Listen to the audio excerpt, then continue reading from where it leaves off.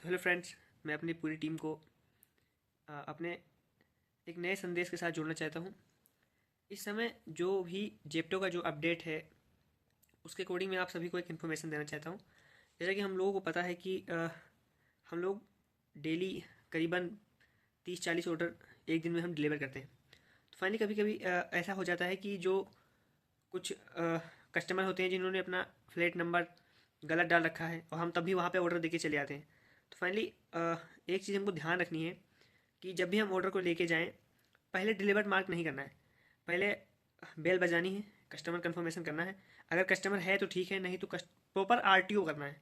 Order को online order हो या सीओडी ऑर्डर हो, डिलीवर नहीं करना है। फाइनली अब एमडीएनडी की जो तैयार होती है रिपोर्ट या एमडीएनडी की जो कंप्लेंट्स आती हैं उसमें आईडी को सीधा 2 दिन बाद बंद कर दिया जाता है।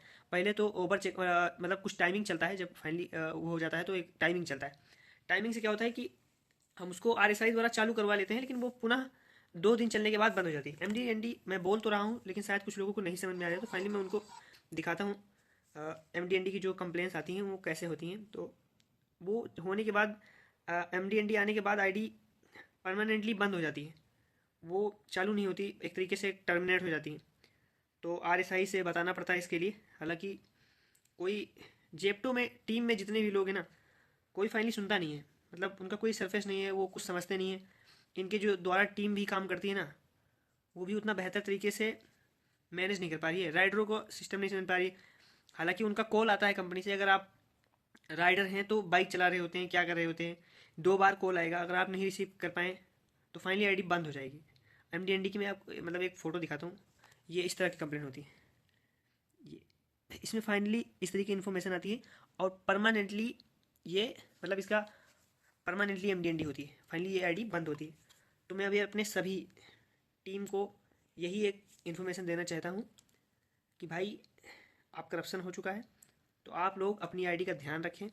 आप अगर अच्छी अर्निंग कर रहे हैं तो थोड़ा रिस्पॉन्सिबिलिटी के साथ काम करें। कस्टमर को टाइमली और बात करके ही ऑर्डर दें।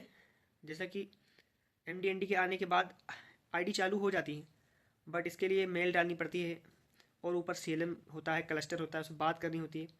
तो एक लंबा प्रोसीजर होता है। अगर आपका आरएसआई इस सब चीज़ों में सामर्थ्य है तब आईडी पुनः चालू होती है, नहीं तो वो ऐसे ही प्रॉपर बंद रहती है। तो मैं बस इसी वीडियो के लिए आप लोगों से बोल रहा था। तो प्लीज़ मेरे भाई इस वीडियो को लाइक करें, शेयर करें। मैं पर्सनली ना कोई फेक ना कुछ, प्रॉपर एक नॉर्मल पर्सन की तरह और सिचुएशन जो मेरे ऊपर खुद हुई है तो मैं इस सब चीज़ों को बता रहा हूँ। हालांकि उतनी कोई प्रॉब्लम नहीं है, अपने सबसे सब लोगों से बनती है।